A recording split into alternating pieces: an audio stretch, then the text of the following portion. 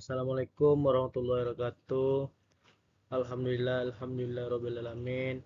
Wassalatu wassalamu ala asrofil anbiya wa mursalin wa ala alihi washabbihi rasulillah jamaah. Puji syukur atas kehadirat Allah Subhanahu wa taala yang mana pada proses pembuatan video ini kita diberi nikmat kesehatan dan kesempatan sehingga dapat menampilkan video ini yang berjudul sejarah sistem hidrolik dan pneumatik dan diampu oleh dosen pengampu yaitu Bapak Andre Kurniawan STMT. Baik, tidak panjang mukadimah, langsung saja saya mulai ke topik PowerPoint dengan berjudul Sejarah Sistem Hidrolik dan Pneumatik. Sejarah sistem hidrolik dan pneumatik dimulai dari penggunaan air sebagai media transmisi tenaga pada zaman Kekaisaran Romawi. Sementara itu, sistem pneumatik pertama kali dikembangkan oleh Heron dari Alexandria pada abad ke-1 Masehi. Cara kerja sistem hidrolik.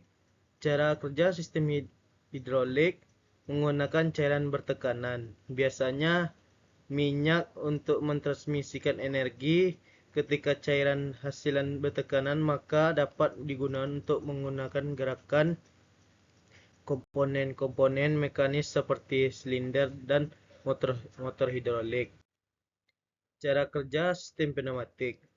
Sistem pneumatik bekerja dengan menggunakan udara berketekanan sebagai media transmisi energi. Udara dikompresi oleh kompresor disalurkan melalui pipa ke sistem pneumatik untuk menggerakkan komponen-komponen mekanis seperti silinder pneumatik dan motor udara. Baik, selanjutnya pengaplikasian sistem hidrolik. Sistem hidrolik banyak digunakan dalam industri otomotif untuk menggerakkan lift, mesin, komponen-komponen besar lainnya. Selain itu, aplikasi juga meliputi mesin-mesin konstruksi, industri manufaktur dan sistem pemadam kebakaran. Pengaplikasian sistem pneumatik. Sistem pneumatik banyak digunakan dalam industri manufaktur untuk menggerakkan mesin-mesin produksi seperti konveyor, robot, dan sistem pemindah barang. Selain itu, aplikasi juga meliputi penggunaan dalam industri makanan,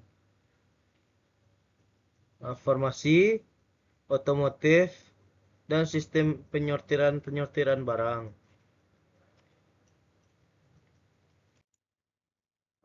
Kelebihan sistem hidrolik.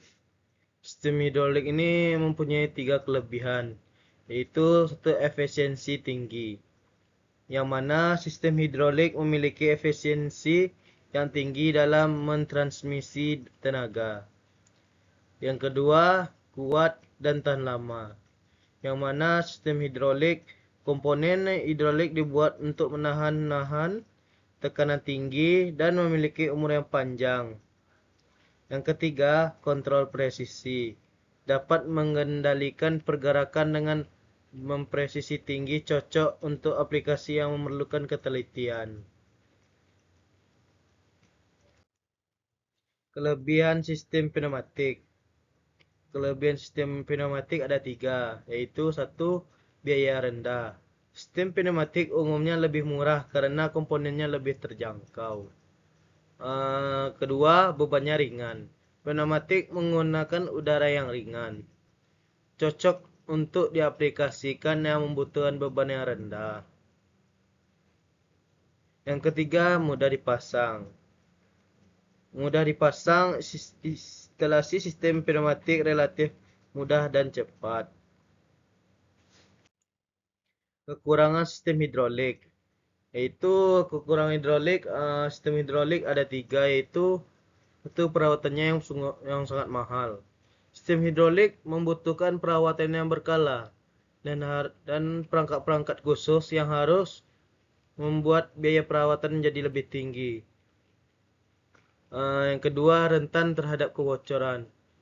Yang mana kebocoran pada sistem hidrolik dapat menjadi masalah serius dan sulit untuk diidentifikasi. Yang tiga, tekanan tinggi. Penggunaan tekanan tinggi dapat menimbulkan resiko kecelakaan yang memerlukan ekstra dalam memperbaikan. Yang selanjutnya, kekurangan sistem pneumatik.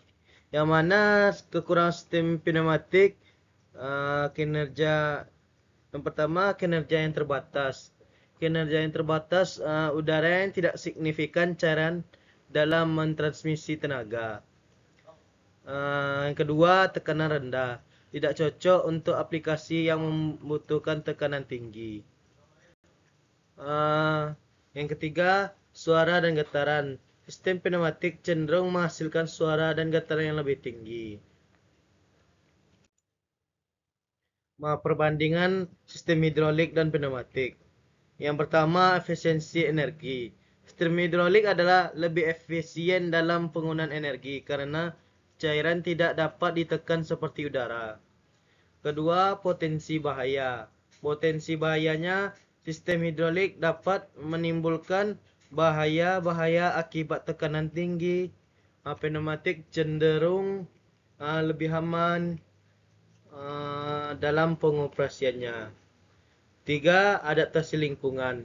Sistem pneumatik lebih cocok untuk lingkungan yang membutuhkan beban yang ringan dan tekanan udara yang rendah. Empat, kebutuhan perawatan. Sistem hidrolik membutuhkan perawatan yang lebih insentif dan lebih mahal dibanding sistem pneumatik. Mungkin itu yang bisa saya paparkan pada materi sistem hidrolik dan pneumatik. Apabila ada terjadi kesalahan, saya mohon maaf. Wabillahi taufik wal hidayah. Wassalamualaikum warahmatullahi wabarakatuh.